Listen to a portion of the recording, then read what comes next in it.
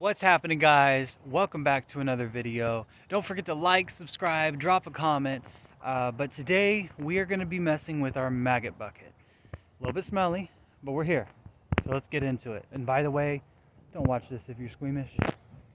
Alright, so this is the contents that got dumped out of our maggot bucket over there. I simply just turned it on its side into this. There is a little bit of a rich smell to it. Daisy, it's not for you, dear. And basically what we did is we dug about a one foot hole, and we're going to place all of what's left to break down. So this is going to be like your calcium and things like that. Traditionally, you can feed meat to your chickens, but since we actually put chickens in here, I didn't want to force any cannibalism on them. So just for health reasons, we're going to go ahead and show you guys what's left. So you can see that the feathers, for the most part, are about all that's left out of this. There's not really any meat on one of the birds that we butchered. You can see it's pretty empty. There is still some action going on down there, but not a whole lot.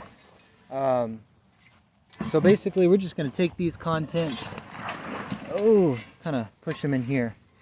Yeah, you can see like we've had others. The maggots aren't really there anymore, so I think the majority of the meat's gone. You can see, so like I said, it's mostly bone and feathers and stuff like that. Honestly, the smell's not all that unpleasant either.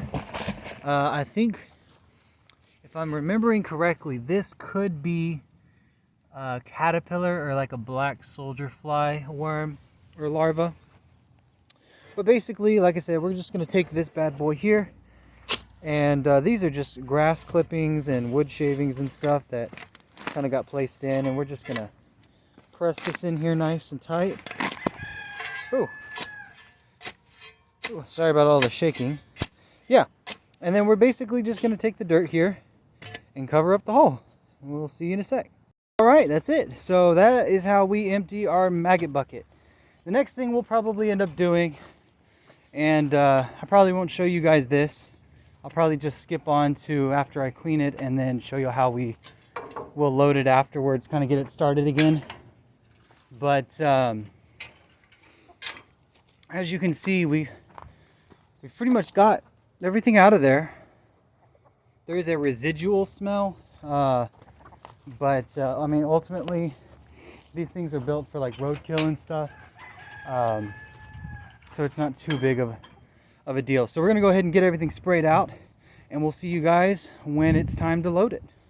And I did forget to mention, if you have any like wood ash or just some leftover charcoal and stuff, you can give that a sprinkle over where you buried it, and it's gonna help with any residual smell to keep animals from kind of digging it up and stuff. You can kind of water it in if you want. You know, it just makes it a little alkaline, less acidic, and it can help with any smell that actually does leak through. All right, now to load the bucket. So first things first, basically the girls and most chickens like to dig around barriers, so we're gonna go ahead and rough up this dirt a little bit, kind of even it out so these bricks aren't trying to lay down on top of our hens. So we've kind of covered all this in, and what we have here today is actually some pork chops. I wasn't able to cook thoroughly, and they're a little bit old, so we're going to go ahead and throw these in to our bucket. Just like that.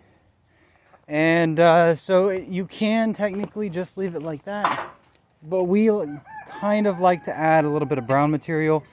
That way our neighbors and stuff don't really mind what we're doing a whole lot. And I'll just take, it doesn't matter if there's some dirt in there, I'm just going to take this, throw it right on top,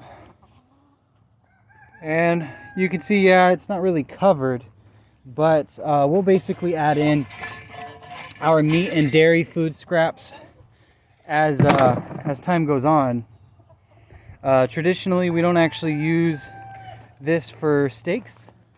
We actually traditionally use it for whenever we're butchering, so our butcher scraps.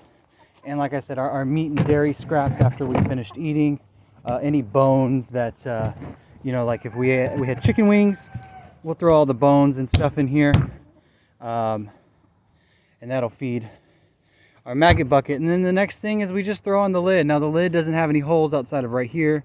The flies go in, they lay their eggs, they fly out, their babies go down, and the girls feast, and Mr. Fred as well. So that's pretty much it. That's all we do. That's what cleaning our maggot bucket looks like. Nice, simple, easy. Took me about 5-10 minutes. I hope you guys enjoyed this. I hope it helped you. Don't forget to like. Yes, Mr. Fred. Don't forget to like, subscribe, drop a comment, and be nice, be kind out there. Peace, and we'll see you on the next video.